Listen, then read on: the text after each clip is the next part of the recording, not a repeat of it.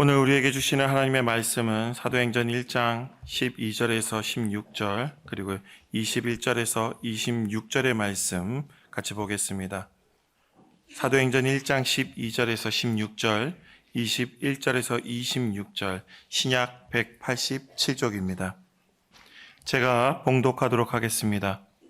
제자들이 감람원이라 하는 산으로부터 예루살렘에 돌아오니 이 산은 예루살렘에서 가까워 안식일에 가기 알맞은 길이라. 들어가 그들이 유하는 다락방으로 올라가니 베드로, 요한, 야고보, 안드레와 빌립, 도마와 바돌로메, 마테와 및 알페오의 아들 야고보, 셀로딘 시몬, 야고보의 아들 유다가 다 거기 있어 여자들과 예수의 어머니 마리아와 예수의 아우들과 더불어 마음을 같이하여 오로지 기도에 힘쓰더라. 모인 무리의 수가 약 120명이 되더라. 그때 베드로가 그 형제들 가운데 일어서서 이르되, 형제들아, 성령이 다윗의 입을 통하여 예수 잡는 자들의 길잡이가 된 유다를 가리켜 미리 말씀하신 성경이 응하였으니 마땅하도다. 21절입니다. 이러함으로 요한의 세례로부터 우리 가운데서 올려져 가신 날까지 주 예수께서 우리 가운데 출입하실 때에 항상 우리와 함께 다니던 사람 중에 하나를 세워 우리와 더불어 예수께서 부활하심을 증언할 사람이 되게 하여야 하리라 하거늘, 그들이 두 사람을 내세우니 하나는 바사바라고도 하고 별명은 유스도라고 하는 요셉이요 하나는 마띠아라. 그들이 기도하여 이르되, 뭇사람의 마음을 아시는 주여, 이 두 사람 중에 누가 주님께 택하신 바 되어 봉사와 및 사도의 직무를 대신할 자인지를 보이시옵소서. 유다는 이 직무를 버리고 제 곳으로 갔나이다 하고 제비 뽑아 마띠아를 얻으니 그가 11사도의 수에 들어가니라. 아멘.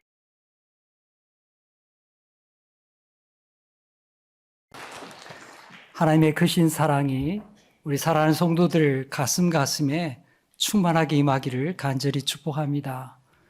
우리가 주님 앞에 이를 때마다 감사함이 있고 또 예배가 있고 또 찬양 부른 것과 같이 십자가의 사랑을 바라볼 때마다 세상의 무거운 짐이 다 씻어지는 귀한 은혜가 있기를 축복합니다. 올 한 해도 하나님 앞에 예배할 때에 여러분에게 하나님의 응답이 주어지고 또 새 길을 여는 귀한 한 해가 되기를 간절히 소망합니다.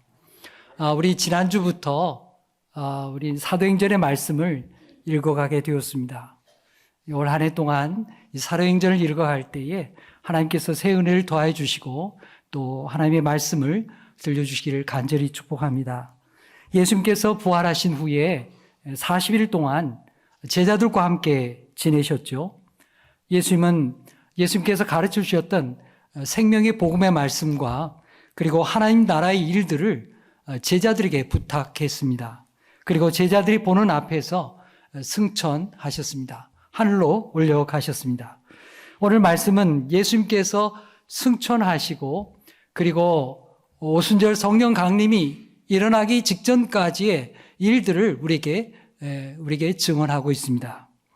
오늘 본문 12절 말씀 보게 되면 예수님께서 승천하셨던 그 장소, 감람원이라 이렇게 기록이 나오죠.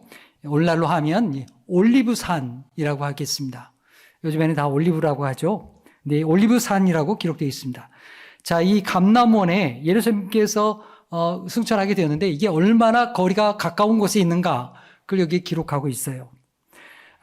여기 보니까 안식일에도 갈 만한 거리였다 이렇게 기록하고 있죠. 여러분, 유대인들은요 안식일의 규정이 굉장히 다양하게 많습니다. 그래서 안식일에 일하지 않고 하나님 앞에서 예배하고 쉬는 날로 삼았습니다. 근데 안식일에 갈 수 있는 거리조차도 정해져 있습니다. 얼마나 일해야 노동이 되느냐, 어떤 것은 가능하고 어떤 것은 불가능하느냐, 이걸 다 규정으로 정해놓은 거예요. 안식일에도 밥은 먹어야 되지 않겠어요? 화장실도 가야 되죠. 그러니까 안식일에 갈 수 있는 거리가 정해져 있는데 유대 규정으로는 2000규빗까지는 그냥 갔다 올 수 있다 그런 거예요. 2000규빗을 오늘날로 하면 어느 정도 거리냐? 900m 정도 됩니다. 그러니까 900m 범위 안에서는 갔다 올 수 있다 이거예요. 근데 오늘 여기 보니까 주님이 승천하실 때가 안식일이었고 그 거리가 이게 보니까 900m 안쪽에 있었다. 그렇게 우리에게 그 사실을 증언하고 있습니다. 제자들은 예수님이 승천하신 후에 곧장 예루살렘으로 돌아왔습니다. 그리고 13절의 말씀을 보게 되면 그들이 예루살렘에서 어느 집 다락방에 모이게 되었습니다. 사실 이곳은 우리가 알고 있는 대로 마가의 다락방으로 알려진 곳이죠. 예수님께서 제자들과 함께 예루살렘에 올라올 때마다 아마 묵었던 그 집이었을 것입니다. 제자들과 함께 묵었고 또 더군다나 마지막 만찬, 6월절의 마지막 만찬을 나누셨던 그 장소, 그 다락방으로 제자들이 올라가게 된 것입니다. 자, 그리고 13절, 14절에 거기 모인 사람들이 도대체 누구였는가? 그 이름들이 쭉 이렇게 기록이 나옵니다. 자, 우리 함께 읽어보겠습니다. 시작. 들어가 그들이 유하는 다락방으로 올라가니 베드로, 요한, 야고보, 안드레와 빌립, 도마와 바들로메, 마테와 및 알페오의 아들 야고보, 셀로딘 시몬, 야고보의 아들 유다가 다 거기 있어 여자들과 예수의 어머니 마리아와 예수의 아우들과 더불어 마음을 같이하여 오로지 기도에 힘쓰더라. 아멘. 자, 예수님께서 승천하시고 나서 이제 제자들만이 남게 되었습니다. 제자들과 여러 여인들이 남게 됐죠. 이 제자들만이 다락방에 모이게 되었을 때에 여러분 이 제자들 분위기가 어떠했을 것 같습니까? 제가 이 말씀을 이렇게 보다 보니까요. 제자들만 모이는 가운데 참 마음이 어려웠을 거라는 걸 깨닫게 되었습니다. 부활하신 예수님께서 그동안 제자들을 일일이 찾아다니면서 그들을 붙들어 주었죠. 너희들이 나를 부정하고 또 실패하고 낙심적인 가운데서 예수님께서 부지런히 찾아다니면서 그들을 다시 위로하고 끌어모았습니다. 겨우 이렇게 붙들어 주게 된 거예요. 그래서 지금까지 왔는데 사실 자신들은 부끄럽기가 한량없는 사람들이죠. 주님을 부정하고 또 외면하고 다 도망갔으니까요. 근데 이제 주님이 승천하시고 나니까 자기들만 남게 된 거예요. 그러니까 이게 자기들만 남아가지고 서로 얼굴 쳐다보기가 민망했던 것이죠. 자, 이 서로를 쳐다보기가 민망한 상태에서 함께 모여서 기도해라. 주님이 그렇게 명령하시고 분부했던 것입니다. 자, 오늘 여기 13절의 말씀 이렇게 쭉 읽어보면요. 여기에 11명의 남자 제자들의 이름이 쭉 이렇게 기록이 나옵니다. 그리고 14절을 보면요. 여자들과 예수님의 어머니 마리아와 예수의 동생들도 함께 있었다고 증언합니다. 그들은 예수님께서 당부하신 대로 함께 모여서 기도하고자 모였던 것입니다. 자, 우리는 이 말씀 속에서요, 여자 제자들의 존재에 주목하게 됩니다. 우리는 누가복음을 통해서 또 누가가 기록한 누가복음과 사도행전의 이 말씀을 통해서 예수님의 핵심적인 제자들의 그룹이 어떠한 사람들이 있었는가 그걸 주목하게 되고요. 또 거기에는 여자 제자들이 함께 있었다는 것을 우리가 주목하게 됩니다. 자, 우리 누가복음 8장 1절로 3절의 말씀을 한번 읽어보겠습니다. 시작. 그 후에 예수께서 각 성과 마을에 두루 다니시며 하나님 나라를 선포하시며 그 복음을 전하실세 12 제자가 함께하였고 또한 악귀를 쫓아내심과 병 고침을 받은 어떤 여자들 곧 7 귀신이 나간 자 막달라인이라 하는 마리아와 헤롯의 청지기 구사의 아내 요한나와 수산나와 다른 여러 여자가 함께하여 자기들의 소유로 그들을 섬기더라. 아멘. 우리는 보통 예수님의 제자 그러면 12명의 남자 제자를 기본적으로 생각하게 됩니다. 물론 그들이 예수님의 부름받은 12 제자였습니다. 그러나 예수님께서 그렇게 부른 12 제자 외에 여자 제자들도 함께 있었다는 사실을 성경은 특별히 증언하고 있습니다. 특별히 누가를 통해서 누가는 여인의 존재에 대해서 끊임없이 우리에게 이야기하고 있습니다. 오늘 말씀, 방금 전에 읽은 말씀 보면 이 막달라 마리아와 헤롯의 청지기 구사의 아내 요한나와 또 수산나라는 여자 제자들의 이름이 여기에 등장합니다. 그들은 예수의 공생의 기간 동안 예수님과 함께 다니면서 또 자기들의 소유로 이 제자들의 그룹을 예수님을 공개했던 그 비용을 공급해 주었던 고마운 여자 제자들이었습니다. 자, 누가복음 23장을 보게 되면요. 예수님께서 십자가에 처형되실 때에 남자 제자들은 다 도망쳐 버렸습니다. 여자 제자들만이 마지막까지 남아서 그 십자가에 이르기까지 예수님을 지켰던 것이죠. 그리고 예수님이 장례한 후에 예수님을 이제 무덤에 다 묻었어요.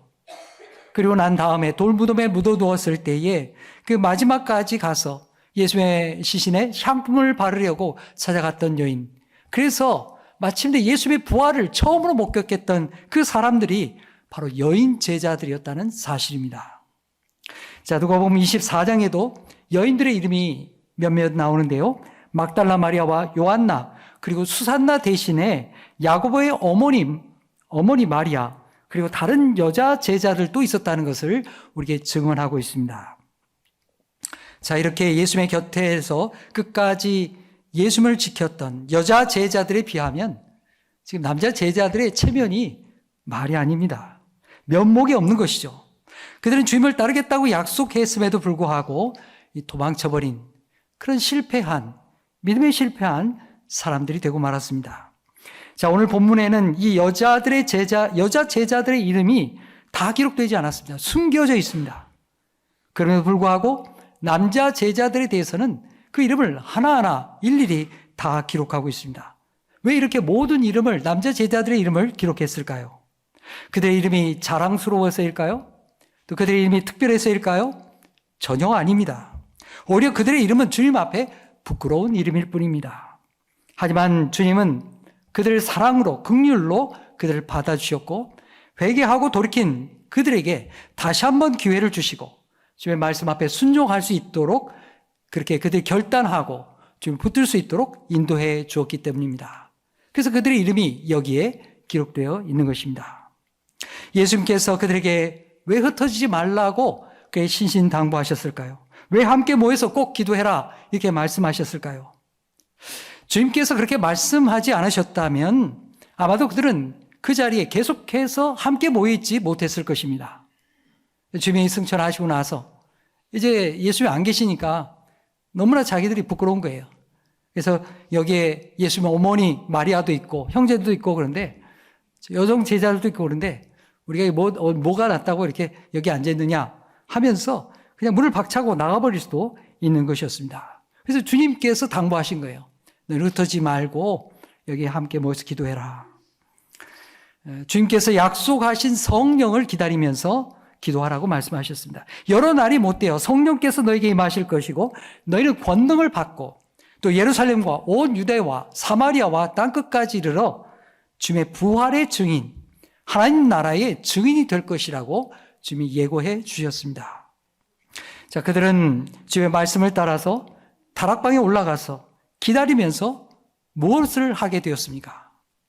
자, 오늘 14절 하반절에 있죠. 우리 함께 읽겠습니다. 시작. 마음을 같이하여 오로지 기도에 힘쓰더라. 아멘. 사도행전의 사도들과 그리고 성도들, 여자 제자들이 함께 모여서 하게 된 첫 번째 행동은 무엇이었느냐? 주님의 명령을 따라서 기다리면서 마음을 같이하여 오로지 기도하는 일. 이것이 첫 번째 교회가 한 일이었습니다. 바로 주님의 말씀대로 기다림의 기도를 드리게 된 것입니다. 오늘 본문에서 제자들의 기도의 내용이 무엇이었을까요?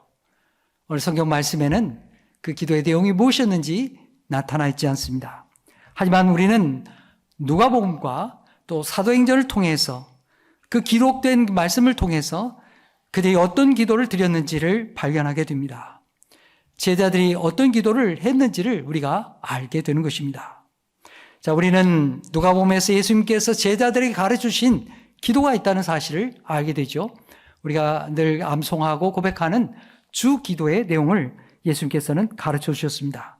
그리고 예수님은 그 기도를 가르쳐 주실 뿐만 아니라 자신 또한 그렇게 기도하신 분이십니다. 자기의 삶을 통해서 그리고 늘 하나님 아버지의 뜻을 구하면서 기도하셨던 분이 바로 우리 주님 예수님이십니다. 주님은 십자가에서도 마지막까지 자기의 모든 것을 하나님 앞에 맡기는 기도를 드렸습니다. 이러한 주님의 기도의 삶은 바로 제자들과 성도들의 기도의 모범이었습니다. 자, 그들이 어떤 기도를 했을까요? 우리는 두 가지를 이 말씀 속에서 찾아볼 수 있습니다. 두 가지 예를 발견할 수가 있습니다. 자, 먼저 사도행전 7장을 보게 되면요, 스데반이 순교한 사건이 사도행전 7장에 기록이 나옵니다. 스데반이 그 순교의 순간에, 그 고통의 순간에 하나님 앞에 기도합니다. 우리 사도행전 7장 59절로 60절 함께 읽겠습니다. 시작. 그들이 돌로 스데반을 치니 스데반이 부르짖어 이르되 주 예수여 내 영혼을 받으시옵소서 하고 무릎을 꿇고 크게 불러 이르되 주여 이 죄를 그들에게 돌리지 마옵소서. 이 말을 하고 자니라. 아멘. 이 말을 하고 자니라.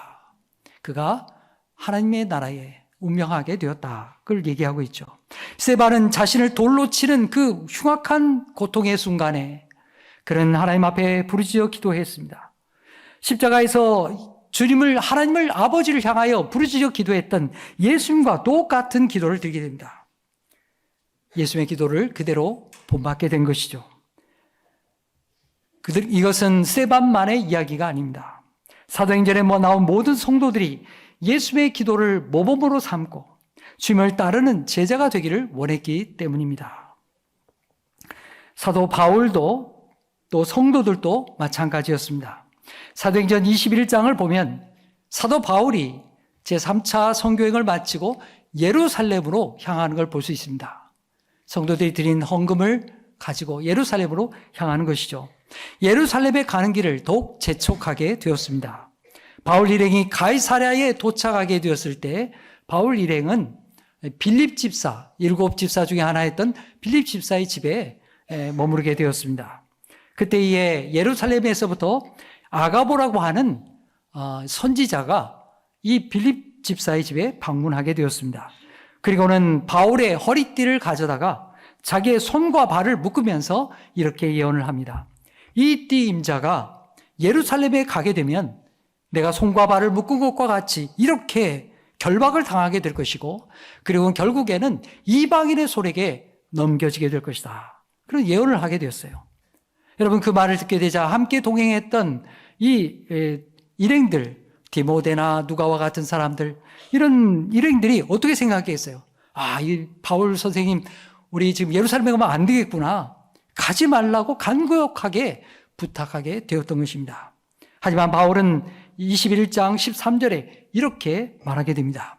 바울이 대답하되 여러분이 어찌하여 울며 내 마음을 상하게 하느냐. 나는 주 예수의 이름을 위하여 결박당할 뿐만 아니라 예루살렘에서 죽을 것도 각오하였노라 하니. 자, 주님을 위해서 바울은 죽는 것까지도 각오했다는 것입니다. 바울의 결심이 확고한 것을 알게 되었을 때 함께 동행했던 일행과 또 성도들은 더 이상 바울을 만류하지 않았습니다.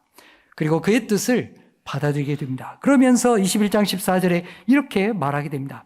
자, 함께 읽어볼까요? 시작. 그가 권함을 받지 아니하므로 우리가 주의 뜻대로 이루어지다 하고 그쳤노라. 아멘. 주의 뜻대로 이루어지다. 여러분, 이 기도가 어디에 나온 기도입니까? 예수님께서 겟셋마네 동산에서 십자가를 바로 앞에 두고서 하나님 앞에 밤새워 땀 흘리며 피방울을 떨어뜨리며 그렇게 밤새워 기도한 기도의 결론이지 않습니까? 나의 원대로 마시옵고 아버지의 원대로 되기를 원하옵나이다. 이것이 예수님의 기도였던 것입니다. 여러분, 이러한 예수님의 기도를 성도들이, 스데반이, 그리고 바울과 함께 했던 제자들이, 그 빌립 집사 집에 있었던 성도들이 모두 다 함께 기도할 수 있었다는 사실입니다. 하나님의 뜻이 이루어지기를 기도했던 것입니다. 그것도 자신의 삶 속에서 말이죠. 오늘 본문 다시 돌아왔어요. 사도행전 1장 12절 이하의 말씀 또한 마찬가지입니다.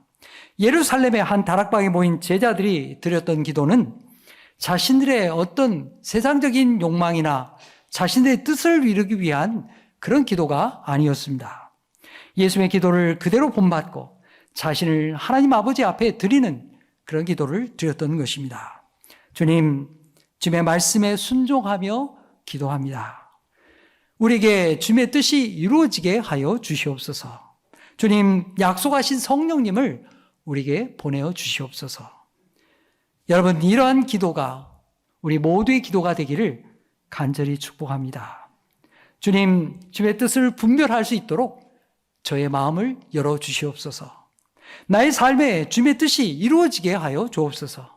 성령께서 저를 주장하여 주셔서 저희가 주님의 성령의 뜻을 따라 행하는 하나님의 사람이 되게 해 주옵소서. 여러분, 우리가 사도행전을 가리켜서 성령행전이라고 하는 까닭이 무엇입니까? 바로 제자들이 성령 하나님께 마음이 열려져 있었기 때문입니다. 제자들도 처음에는 자신들의 생각과 자신들이 가고자 했던 방향으로 나갔던 것을 볼 수가 있습니다. 그런데 기도하면서 그리고 자신들이 온전히 주님 앞에 성령님께 자신을 내어드리면서 성령님의 인도하심을 받게 되었다는 사실입니다. 그걸 성경이 기록하고 있는 거예요. 그래서 여러분, 사도행전을 말씀을 읽어가게 되면 제자들이 자기들이 생각했던 것을 바꾸고 하나님께서 인도하신 길로 순종해 가는 것을 보게 되는 것입니다. 그래서 여러분, 제자들이 드렸던 이 다락방에서 기도가 무엇입니까? 바로 성령님을 기다리는 기다림의 기도였습니다. 또 자기 자신을 하나님 앞에 내어드리는 내어드림의 기도였습니다. 그리고 하나님의 주 되심 앞에 순종하는 순종의 기도였다는 사실입니다. 성도 여러분, 오늘 제자들이 모여서 마음을 같이하여 오로지 기도에 힘쓴 것을 여러분 본받을 수 있기를 축복합니다. 우리도 기도하는 가운데 하나님이 나의 삶의 주인이 되어주심고 또 내가 주님을 높일 수 있는 그런 믿음의 고백이 있기를 축복합니다. 나의 삶을 주님께 내어드리는, 그래서 주님의 뜻이 이루어지는 귀한 한 해가 되기를 간절히 축복합니다. 120여 명의 성도들이 다락방에 모여서 기도하는 가운데 사도들은 자신들 중에 한 사람이 빠져 있는 것을 발견하게 되었습니다. 예수님께서 택하셔 세우셨던 제자들은 모두 해서 12명이었는데 지금 한 사람이 없는 것이죠. 누가 없습니까? 가룟 유다가 없습니다. 베드로 사도는 기도하는 가운데 주님의 말씀을 기억하게 되었습니다. 누가복음 22장을 보면 예수님께서 베드로가 주님을 부인할 것을 예고하시면서 이런 말씀을 들려주었습니다. 31절, 32절인데요. 제가 읽어보겠습니다. 시몬아, 시몬아, 보라, 사탄이 너를 밀가부르듯 하려고 요구하였으나 그러나 내가 너를 위하여 내 믿음이 떨어지지 않기를 기도하였노니 너는 돌이킨 후에 내 형제를 굳게 하라. 너는 돌이킨 후에, 회개하고 돌이킨 후에 내 형제를 굳게 하라. 교회 공동체를 주님의 말씀의 뜻대로 세우라, 이렇게 당부하셨던 것입니다. 베드로는 주님의 이 말씀을 기억하고요, 형제들 가운데서 일어서서 말씀을 하게 되었습니다. 가룟 유다는 주님의 제자로 부름받았지만 주님을 배반하고 자기 길로 갔다는 것입니다. 주님을 잡아가는 앞잡이가 되었다는 거예요. 여러분, 예수님께서 가룟 유다가 돌이킬 수 있도록 얼마나 많은 애를 쓰셨습니까? 돌이킬 수 있도록 마지막 만찬에서까지 회개의 기회를 주었습니다. 하지만 가룟 유다는 주님을 배반하고 결국 자기 스스로 목숨을 끊는 그런 불행한 사람이 되고 말았습니다. 성도들 가운데 일어서서 가룟 유다의 얘기를 하는 이 베드로의 마음이 어떠했겠습니까?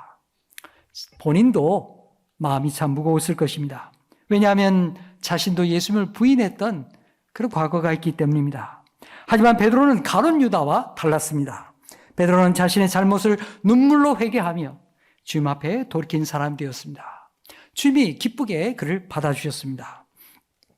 이제 베드로는 성도들과 함께 성령 하나님이 오시기를 기도하면서 교회 공동체가 하나님 앞에 나아가고 쓰임받기 위해서 필요한 준비를 갖추게 됩니다. 그건 바로 가룟 유다의 죽음으로 비어있는 그 직무를 대신할 사도를 뽑는 것입니다. 성경을 보면요, 이 12이라는 게 굉장히 강조가 되죠. 바로 온전함의 상징이기 때문입니다. 하나님께서는 이스라엘 백성을 12지파로 세우셨습니다. 그리고 예수님께서 택한 제자도 12사도였습니다. 그리고 장차 예수님께서 말씀하시기를 장차 천국에서 12보좌에 앉아 12지파를 심판하게 될 권세를 너희가 받게 될 것이다, 그렇게 말씀하셨습니다. 이 결혼된 한 사람을 뽑아서 12사도 가운데 온전하게 세우는 것은 하나님 나라를 향해서 출발하는 초대교회에 있어서 중요한 출발이었다는 사실입니다. 베드로는 사도가 될 사람의 자격을 두 가지로 이야기합니다. 자, 사도행전 1장 21절 22절 함께 읽겠습니다. 시작. 이러함으로 요한의 세례로부터 우리 가운데 올려져 가신 날까지 주 예수께서 우리 가운데 출입하실 때에 항상 우리와 함께 다니던 사람 중에 하나를 세워 우리와 더불어 예수께서 부활하심을 증언할 사람이 되게 하여야 하리라 하거늘. 아멘. 자, 사도들 가운데 추천하여서 세울 사람의 자격이 무엇이라고 말합니까? 두 가지를 얘기하고 있죠. 하나는 예수의 공생의 기간 동안 제자들과 함께 다녔던 사람이어야 한다는 것입니다. 12 제자는 아니었지만 주님과 함께, 제자들과 함께 다녔고 신뢰할 수 있는 사람이어야 한다 하는 것이죠. 자, 또 하나는 뭐냐면 예수의 부활의 목격자여야 된다는 거예요. 부활의 증인이어야 된다는 것입니다. 이 두 가지가 합한 사람이어야 된다 이렇게 말씀하고요. 이제 베드로 사도의 주재하에 선거가 진행이 됩니다. 초대교회 가운데 최초의 선거라고 할 수 있습니다. 성도들은 사도의 자격이 있는 사람을 두 사람을 선거하게 됩니다. 23절 읽어볼까요? 시작. 그들이 두 사람을 내세우니 하나는 바사바라고도 하고 별명은 유수도라고 하는 요셉이요 하나는 마띠아라. 자, 두 사람 중에 이 요셉이라는 사람에 대해서 좀 이렇게 길게 설명한 걸 읽어보았습니다. 그에게는 별명이 두 가지가 있었습니다. 하나는 바사바, 또 하나는 유소라는 이름이죠. 이 바사바라는 이름은 히브리식 이스라엘 사람의 이름이고요. 유소라는 것은 헬라의 그리스 사람들의 이름입니다. 자, 바사바라는 것은 어떤 뜻이 있을까요? 이것은 바르라는 뜻은요, 아들이라는 뜻입니다. 사바스라는 것은 안식일을 가리켜 말합니다. 말하자면 바사바라는 이름의 뜻은 안식일의 아들이다. 그런 뜻이에요. 얼마나 예배를 잘 드리고 하나님 앞에 충성을 했으면 그 이름이 안식일의 아들이라 이런 이름을 얻었겠습니까? 굉장한 사람이죠. 또 여기 보니까 유스도라고 기록되어 있어요. 이건 유스토스라고 하는 단어인데요. 이건 의로운 사람, 정의로운 사람 그런 뜻이에요. 여러분 이 두 가지 이름 다 얼마나 존경스럽고 또 명예로운 이름이겠습니까? 사람들이 그렇게 존경했다는 것이죠. 이런 이름으로 불려진 사람이라면 공동체 안에서 얼마나 존귀한 이름이 사람이겠습니까? 그에 반해서 마띠아는 아무런 소개가 없습니다. 그저 이름 하나만이 남아있는 것이죠. 신실한 믿음의 사람이었긴 하지만 그렇다고 해서 이 요셉과 같이 유명한 사람은 아니었던 것입니다. 교회 공동체는 이 추천된 두 사람을 놓고 하나님 앞에 기도했습니다. 자, 24절, 25절 함께 읽어보겠습니다. 시작. 그들이 기도하여 이르되 무 사람의 마음을 아시는 주여 이 두 사람 중에 누가 주님께 택하신 바 되어 봉사와 및 사도의 직무를 대신할 자일지를 보이시옵소서. 유다는 이 직무를 버리고 제 곳으로 갔나이다 하고. 여러분 이 예수님의 초대 공동체가 무엇을 위해서 선거를 하게 되었습니까? 25절 말씀에 분명히 나오죠. 봉사와 그 사도의 직무를 감당하게 하려고 이렇게 직분자를 뽑게 된 것입니다. 그들은 기도한 후에 제비 뽑기를 했는데요. 놀랍게도 유력한 자가 아닌 마띠아가 뽑히게 되었습니다. 하나님은 유력한 사람 요셉이 아니라 특별하지 않은 보통의 사람 바로 마띠아를 택하신 것입니다. 사도들과 성도들도 다소 놀랐을 것입니다. 하지만 그 결과를 하나님께서 자신들을 인도하신 결과로 믿고 순종하게 되었습니다. 여러분 이것이 기도하는 공동체, 기도하는 교회의 아름다운 모습입니다. 사람들의 생각으로는 요셉이 되어야 될 것이라고 유력한 사람이 될 것이라고 생각했지만 그 결과는 전혀 달랐습니다. 그리고 성도들은 그 결과에 대하여서 전적으로 하나님 앞에 순종했습니다. 여러분 만일 요셉이라는 이 사람이 선거 결과에 불만을 가지고 순종하지 않았다고 한다면 문제를 제기하고 어려움을 가져오게 되었다면 초대교회가 어떻게 되었을 것 같습니까? 함께 모여서 성령 강림을 구하기는커녕 아마 교회는 풍비박산이 되고 말았을 것입니다. 성령의 강림도 그리고 하나님께서 주시는 은혜도 경험하지 못하고 교회는 큰 시험에 빠지고 말았을 것입니다. 하지만 요셉은 자신이 뽑히지 않았음에도 불구하고 그 가운데 하나님의 뜻이 있음을 분명하게 있음을 믿고 하나님 앞에 순종했습니다. 그것이 교회를 하나 되게 했고 결국 오순절 성령 강림의 놀라운 역사로 이어지게 되었다는 사실입니다. 성도 여러분, 오늘날에도 우린 교회에서 항존직 선거를 하게 됩니다. 안타까운 것은 이 선거를 할 때마다 우리 가운데 시험 든 자가 있다는 사실입니다. 우리는 오늘 말씀 속에서 이 사도들을 보선했던 그 이유를 분명하게 기억해야 될 것입니다. 그건 바로 봉사와 그 직무를 감당하게 하기 위해서 택한 것입니다. 오늘날 우리도 그러해야 합니다. 무슨 자신의 명예를 위해서 또 자기의 권세를 위해서 그렇게 하는 것이 아닙니다. 주님의 교회를 세우고 봉사하기 위해서 또 그 직무를 성실하게 감당하기 위해서 주님의 일꾼을 세운다는 사실입니다. 요셉은 12사도가 되는 그 자리에 얼마나 영광스러운 자리가 되겠어요. 그런데 거기에 뽑히지 못했지만 그러나 그는 초대교회의 든든한 일꾼이 되었습니다. 선거 후에 교회가 아무런 분란이 없는 것만 보아도 우리 그 사실을 알 수가 있는 것이죠. 우리 모두가 이 초대교회 성도들의 신앙을 본받아서 우리도 주님의 교회를 세우며 주님의 성도를 세우며 주님의 직무를 감당하고 복음을 증거하는 하나님의 사람이 되기를 간절히 축복합니다. 이제 말씀을 맺겠습니다. 오늘 우리는 제자들이 다락방에 모여서 주님이 말씀하신 대로 오로지 기도한 것을 보았습니다. 중요한 것은 그들이 한 마음이 되어서 기도했다는 사실입니다. 그래서 성도들이 드린 기도는 무엇이었습니까? 자기의 뜻을 위해 기도한 것이 아닙니다. 주님의 뜻을 기다리며 드렸던 성령을 기다리는 기다림의 기도였습니다. 자신을 주님 앞에 내어드리는 내어드림의 기도였습니다. 또 하나님이 나의 주인 되심을 고백하면서 주님의 주 되심을 위하여 간구하는 순종의 기도였습니다. 여러분, 오늘 우리의 기도가 이렇게 자신을 주님 앞에 드리는 그런 기도가 되기를 간절히 축복합니다. 그리고 결혼된 사도를 대신해서 마띠아를 뽑았던 것과 같이 오늘 우리도 주님 앞에서 부름받아서 주님의 교회를 세우고 봉사하고 그 기쁨을 알고 함께 그 직무를 감당하며 예수 그리스도의 복음을 증거하는 하나님의 사람들이 되시기를 간절히 축복합니다. 기도하겠습니다. 하나님 아버지, 예수님이 승천하시고 120여 명의 성도들이 다락방에 모여 기도한 것을 보았습니다. 남자 제자들과 여자 제자들 그리고 성도들이 모두 함께 모여서 자신들의 실패와 아픔을 주님 앞에 고백하면서 자신을 주님 앞에 내어드리는 기도를 드린 것을 보았습니다. 모두가 약속하신 성령님을 기다리며 한마음으로 기도했습니다. 주님, 우리도 초대교회 성도들처럼 기도의 사람들이 되게 하여 주옵소서.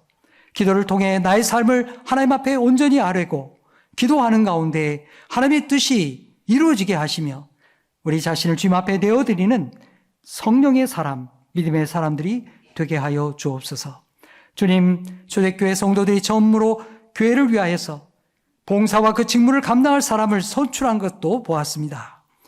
모두가 그 결과에 순종했고 하나님의 뜻을 구한 것처럼 오늘 우리도 선거할 때마다 신실한 주님의 일꾼들을 세워주옵시고 그로 말미암아 교회가 하나 되며 예수 그리스도의 복음이 전파되어가는 그리고 하나님 나라를 이 땅에 이루어가는 복된 하나님의 교회가 되게 하여 주옵소서. 예수님의 이름으로 기도하옵나이다. 아멘.